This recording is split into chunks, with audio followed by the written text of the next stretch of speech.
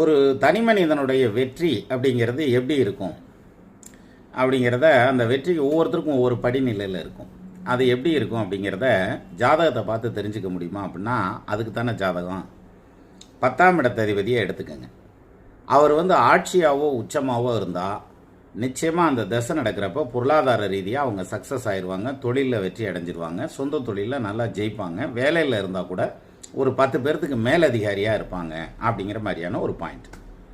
இந்த 10ஆம் இடத்ததிபதியோட இன்னொரு கிரகம் சேர்ந்துருக்குன்னு வச்சுக்கோங்க, 2 கிரகமாக இருக்குது அப்படின்னா அவங்க சம்பாதிக்கிற சம்பாத்தியத்தை நிறைய தான தர்மம்லாம் பண்ணுவாங்க, ஞானம் பெற்றவர்களாக இருப்பாங்க, ஹெல்பிங் டெண்டன்சி அதிகமாக இருக்கும்.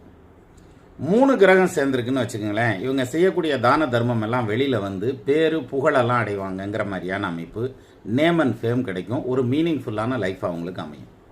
4 கிரகம் சேர்ந்துருக்குன்னு வச்சுக்கோங்களேன், ஆன்மீகத்தில் அதிகமான ஈடுபாடு ஆன்மீக பாதையிலேயே கிளம்ப ஆரம்பிச்சிருவாங்க, மெடிடேஷன் போக்குவரத்து, கோயில் உலம் போகிறதுங்கிற மாதிரியான விஷயங்கள், அப்படி ரொம்ப இன்டெப்த்தாக போவாங்க இந்த ஆன்மீகத்தில்.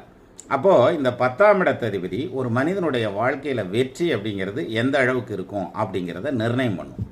இது தொடர்பான தசா புத்தி இதெல்லாம் நடக்கணும். இந்த காம்பினேஷன் இருந்தாலே அந்த வாழ்க்கை சக்ஸஸ் ஆகும்.